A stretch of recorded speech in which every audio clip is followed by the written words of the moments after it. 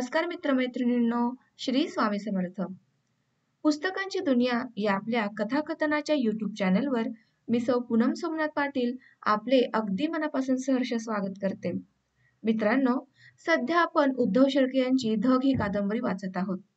कादंबरीच्या कालच्या भागात आपण पाहिले की महादेव व कौतिक हे जीवन जगण्यासाठी पर्यायाने त्यांचा संसार चालवण्यासाठी काम करत असतात, कष्ट करत असतात. त्याचप्रमाणे त्यांची दोन्ही मुलं नामा व भीमा हे शाळेत जाऊ लागलेले असतात. आता त्यांची पुढील कथा आपण वाचूयात. तर तत्पूर्वी आपल्या चॅनलला लाईक करा, शेअर करा व सबस्क्राईब करा. सबस्क्राईब केल्यानंतर बेल आयकॉन दाबायला विसरू नका. तर चला मग कादंबरी वाचनाला सुरुवात करूयात. त्या दिवशी महादेवनं शाळेतून आलेल्या नामाला जोत्यावर एकटं चढताना पाहून विचारलं, का बे, भीमा कुठे आहे? तो नाही आला. अबे, तर काय कुठेस राहिला? दिवसाच्या इसवटावर. काही येईन. काजी न. काय करत होता? मोटरीपाशी उभा होता. तू न चाललं होतं म्हटलं काय? म्हणलं होतं. मग काय म्हणे? मला शा द्यायला लागला. का बरे? म्या त्याला गावाकडे चाल म्हणलं म्हणून.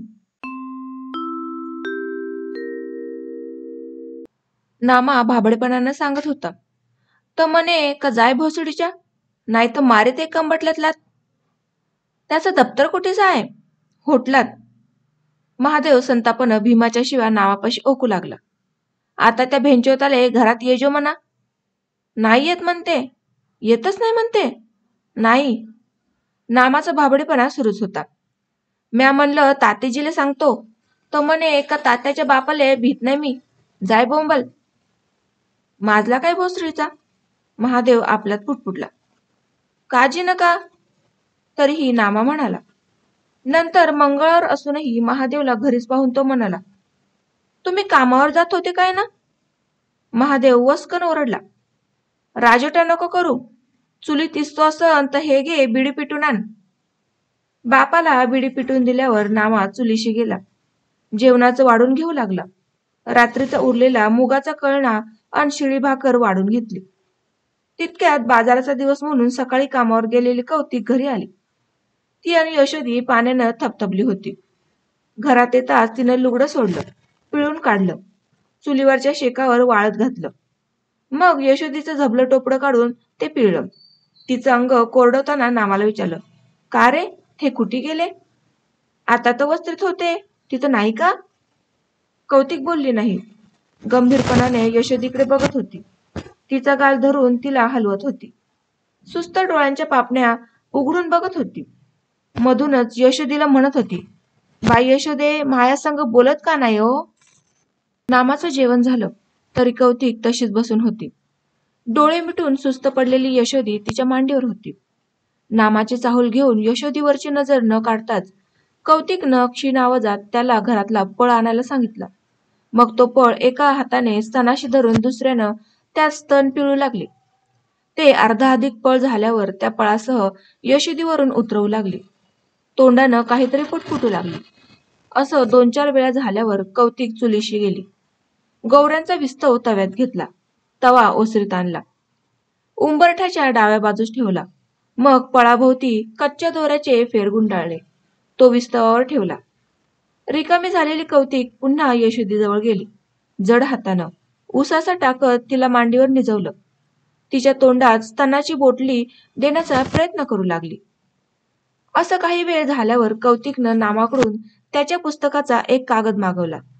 नंतर ओठ दुमडत बोलली, पोट्ट्या, जाय सीता का गेलं तरी बोलून आण जा. मातनीतल्या पाण्यानं पाय ओलावून सीता आत आली. म्हणाली, का हो, काय झालं? माय माय, आज दूधच घेत नाही हो. कौतिक उमाळा गिळत म्हणाली, का बाओ? काजी न बिचारे. दिठावला असल. पायरो मोरो काढून पाहायचा होता की नाही? काढला हो बिचारे. पायरोही काढला. कौतिक दाराआडच्या विस्तवावरील दुधाच्या पळाकडे हातवारे करून म्हणाली, तिच्या अंगावरून दूध उतरलं होतं का? हो, तेही करून पाहिलं. तरी नाही घेत? नाही ना हो.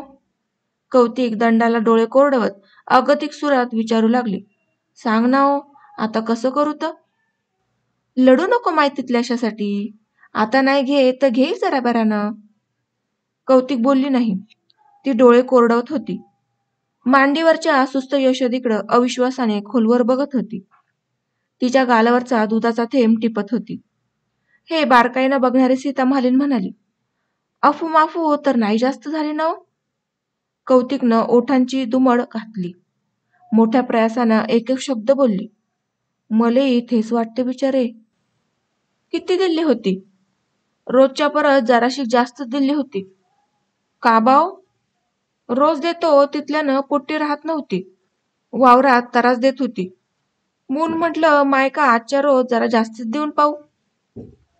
आणि कौतिकला बोलवलं नाही. ओठात प्रयासाने दुमडल्या गेलेला हुंदका तिचं सर्व अंग थरथरवू लागला. अशी लढू नको बा, सीता समजावू लागली. तिले कागदामागदाचं पाणी देऊन पाय. थेही देऊन पाहिलं माय, थेही देऊन पाहिलं. मग उतरण आता घडीभरानं. उगी राय बा, अशी लढू नको. आण बरं तिला मायापाशी. सीता पुन्हा यशोदेला हलवून पाहू लागली. मान वळवून बघू लागली. पापणी उलगडून डोळ्यात डोकावू लागली. हे बघत असलेल्या कौतिकनं सूर काढला. काय मले दुश्मनाले देवानं बुद्धी दिली असन म्हणाव. का ते पोट्टी माही वैरण होती गेल्या जन्माची. नंतर आकाशात हात जोडून शरणागतीच्या सुरात म्हणाले, देवा शादल बुवा, माया येडी बागडीच्या हातानं काही चूकभूल झाली असन तर मले उचलून ने एका रात्रीतून. पण मायाफय असं कच्च तोडून नेऊ नको. लागन तर तुझ्या नावानं 5 बस्तरवार करीन पुढच्या बस्तरवारपासून. त्या क्षणी दुसरीकडे सीता कौतिकला सावरत होती. असं भलतं सलतं नको बोलू बिचारे. तू न असं केलं तर त्या लेकरानं कोणाच्या तोंडाकडे पावले. उगा राहिले नामा लढू नको. काही नाही होत घेत. घटकाभरानं जाईन उतरून. होतेच आहे, चाललेच आहे. असं बराच वेळ चाललं. दुःखाचा पहिला भर रडण्याच्या धारेनं वाहून गेला. घराची तयारी करून सीता उभी राहिली. इकडे तिकडे बघत सहज विचारलं, का हो, बापूजी कुठे गेले? जाईन कुठे? कौतिकनं संतापानं मान हिसडले. आसन त्या भगत बोड्याच्या घरात लंब्या गप्पा ताणत. का बा, कामावर नाही गेले? नाही, कौतिकनं उपरोधार्थ म्हणाली. निंदाले ज्याची शरम लागते त्यानं आणि डवरा नाही हाणता येत. डवरा नाही हाकलता येतोय? सीतानं तोंडावर बोट उभटून म्हणाल. मग तो खूप झाली म्हणा. माया टोंगा एवढ्या जाण्याला डवरा हाकलता येते. आणि तू म्हणत का? मनात नाणं नसलं म्हणजे तसंच होते. सीता निघून गेल्यावर कौतिकला यशोदीचं दुःख अधिक जाणू लागलं. शेवटी न राहून सोबतीसाठी म्हणून तिनं नामाला महादेवला बोलवायला पिटाळलं. बापा पुढे थांबून नामा एकदम म्हणाला, तात्या, तात्या, आपली यशोदी मरते. हट भोसडीच्या. नामानं करता येईल त्या शब्दात यशोदीच्या प्रकृतीची कल्पना करून दिल्यावर महादेवनं घराची वाट धरली. तो चिखल उडवत खूप जोरात चालत घरी आला. ओसरीतूनच बायकोला विचारलं, का हो, काय झालं? कौतिक बोलली नाही. महादेवनं तिसऱ्यांदा विचारल्यावर त्याच्यावर वस्कन ओरडली. नंतर काय ते सांगितलं. यशोदीला दाखवलं. महादेव घाबरला. यशोदीला मांडीवर घेतलं, हलवलं, डोलवलं, हो की चू नाही. मग तो बायकोवर तापला. पण एवढं करून तुले त्या हातभऱ्या पोरीले संगे घेऊन कामावर जाले कोणी सांगितलं होतं? वारा भकसतो, नाहीतर भीतीचे ढेकलं खातो. आजच तुझ्यावर उपाशी राहायची पायी आलती काय? काय ले? कवतीच्या दुःखात संतापाची भर पडली. फिरतो तुमच्या वाणी या घरचं त्या घरी गावात. असं काबा नाही सांगत सरकी? खूपसं समजून महादेव तावातावानं म्हणाला, नामा, जाय बे, जाण्याला बोलावून आण बरं. जराशात नामासोबत आलेल्या जानरावाला महादेव म्हणाला, का रे, तू कोणाच्या वावरात जात असत? आज बखाड्याच्या गेलतो. माणूस लागते काय? काजी ना, जाराव म्हणाला. पण तुम्हाला तर डवरा हाणता येत नाही काय ना? हानीन लेकाले, जसा हाणता येईन तसा. महादेव उदासवाणेपणे म्हणाला. मग विचारीन सा? हो. जेवण रात्र झाले. कौतिकनं सर्वांना वाढून दिलं. नामा रट्टावून जेवला. महादेवनं अर्धी भाकर खाऊन हात धुतला. कौतिकनं अन्नास हात लावला नाही. ती अन महादेव यशोदीपाशी बसून होती. आळीपाळीनं यशोदीला या मांडीवरून त्या मांडीवर केली जात होती. अधूनमधून सीता मालिनीत होती, विचारपूस करत होती. यशोदीला हलवून डोलून बघत होती. घरी जात होती. आपल्या तान्यापाशी आडवी होत होती. त्याला झोप लागली की नवऱ्याच्या खाटेवर नेऊन ठेवत होती. पुन्हा कौतिकडे येत होती. असं चांदणी निघेपर्यंत चाललं. एक वेळा अर्धी झोप काढून आलेल्या सीतानं कौतिकच्या मांडीवर दूध चोखत्या यशोदीला डोळे भरून पाहिल्यावर आनंदानं विचारलं, कैसा उतरली हो कौतिक? पोटी चापू? आता चांदणी निघता निघता. तुम्ही चैनेत असाल नाही? बाजूला वाकळीवर डराडूर झोपलेल्या महादेवकडे संतापून बघत कौतिक जडपणाने म्हणाली, होती माय मी एकटी. दुसरं कोण आहे घरात असं तिच्या देठाचं तर तिच्यासाठी जागत बसन. सीतानं कौतिक जवळच्या यशोदीला मांडीवर घेतलं. त्यावेळी यशोदी हसत होती. सीता तिला म्हणाली, काय हसतं पोट्टे? रातची तर आम्हाला घाबरून टाकलं होतं तू ना. यावरही यशोदीनं झकाशी उसळी घेतली, हसली. तिचा नाद सोडून सीता कौतिकला विचारत होती, मग आज निंदाला येशील का नाही? नाही आली तर काय खाऊ माय? बापूजी तर म्हणे का? त्यांले म्हणाय काय होते? आज नामाले घेतो संग, तो ठेवून पोट्टीवर ध्यान.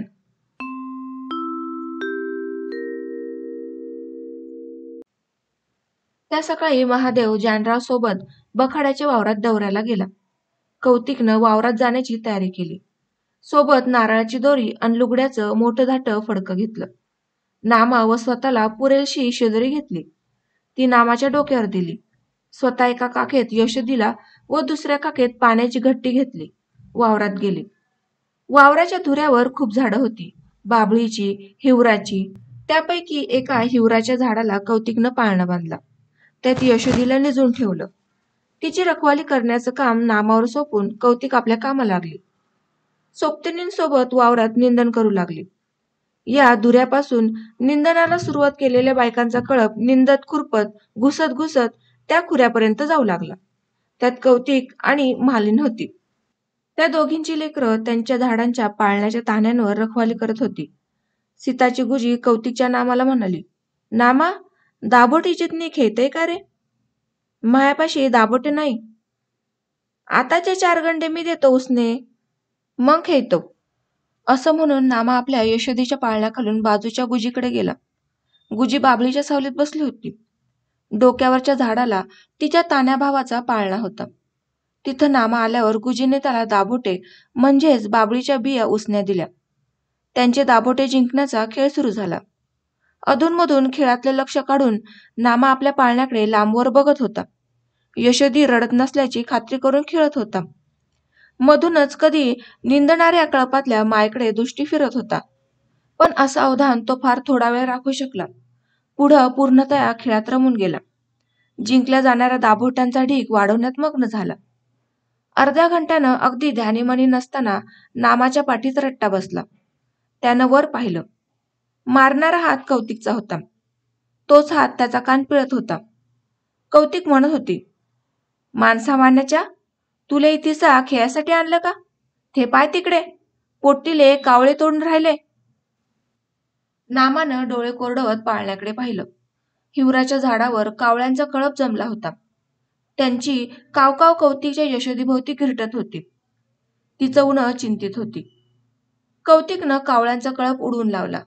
नंतर नामाला तिथून न हलण्याची कडक ताकीद देऊन ठेवली. स्वतः आपल्या कामी लागली. बायकांच्या कळपात मिसळून वावरातलं तण पुन्हा निंदू खुरपू लागली.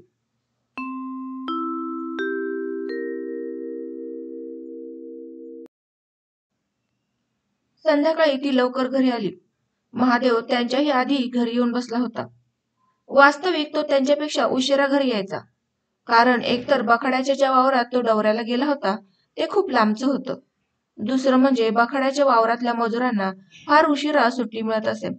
अगदी दिवे लागण्याची वेळ होईपर्यंत त्यांचा दिवसच असे. त्यानंतर वाटेने लागलेला मजूर घराशी येई. तेव्हा जवळजवळ जेवण रात्र झालेले असे. आणि महादेव नामा कौतिकच्याच आधी घरी आला होता. तो घरी येऊन बराच वेळ झालेला असावा. हे त्याच्या बाजूस पडलेल्या बिड्यांच्या व जळक्या काड्यांच्या तुकड्यांवरून स्पष्ट दिसत होतं. हे सारे पाहून कौतिकनं त्याला एकदम विचारलं, का हो, तुम्ही बकड्याच्या डवऱ्याला गेलता ना? कावा? काय झालं? महादेवनं उत्तरच दिलं नाही. काही दुखते गिकते का? तरी महादेव उत्तरला नाही. कौतिक घाबरली, कळवळली. त्याच्या छात्याला हात लावून म्हणाली, सांगावा, तुम्हाला माई आण आहे? काय करतं सांगून तरी? महादेव एका दमात लेकरासारखा बोलून गेला. मले त्या कमिनानं शा दिल्या. बखाड्यानं? नाही, त्याच्या घरजावायनं. का बा? मार्चानं डावरा हेकोडा गेला. 4 रोप खुडले असन पराठीचे, तर लागला भेंतोच एकदम माय बहीण काढायले. अन त्यानं गुडघ्यात डोकं खुपसलं. बस, कौतिक धीरानं म्हणाले. इथल्यासाठी मनाला एवढं घ्यावं का लावून लेख? चालत आहे, होतच आहे. जेवलं का नाही? मले भूक नाही. वा, असं म्हणून कुटीचा होत असते? कौतिक त्याचा हात धरून त्याला निजब्यातेनं बसत करताना म्हणाली. चला उठा, 2-1 घास खाऊन घ्या. मी सकाळपासून जेवली नाही, कौतिक मुद्दाम म्हणाली. महादेव आपल्या तंद्रीत बोलत होता. एक तर मायाकून हे कष्ट उपसणं होत नाही. म्हणलं चला बा, पोटासाठी मोठ्या मोठ्याला धावं लागते. त्याच्यात आपला काव केव म्हणून करावं लागतं तरी. त्याच्यात का कोण काही टाकून बोललं तर वाटते का एकदम आपला सोटा दुपट्टा गुंडावा आणि जिकडे देव रस्ता दाखवून तिकडे निघून जावं माणसानं? धुत्तूच्या मायची कटकट. असं तो खूप बोलत राहिला. त्यावेळी तर कौतिकनं सारं ऐकून घेतलं, काही बोलली नाही.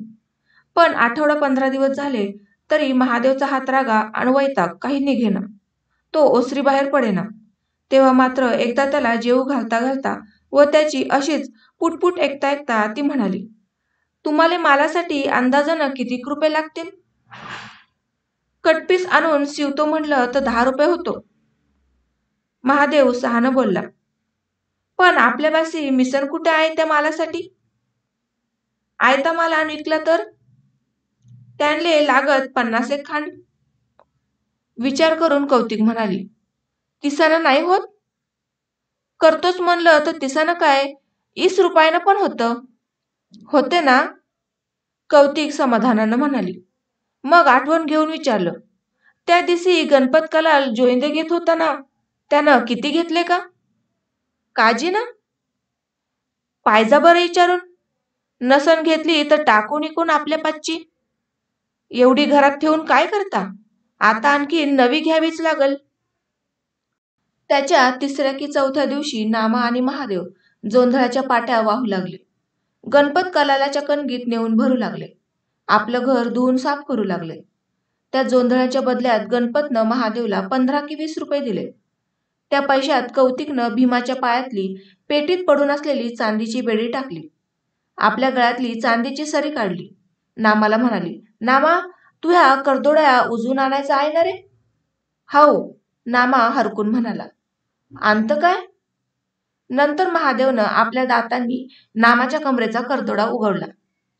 त्याच्यासह बाकीचं सारं भांडवल एका रुमालात बांधलं. सोबत पांढरायचा ढुसा घेऊन त्यानं उमरावतीची वाट धरली. मित्रांनो, आजच्या कथेचे अभिप्राय मला कमेंटद्वारे नक्की सांगा. आज आपण वाचनामध्ये इथेच विराम घेऊयात. भेटूयात पुढील भागामध्ये. धन्यवाद.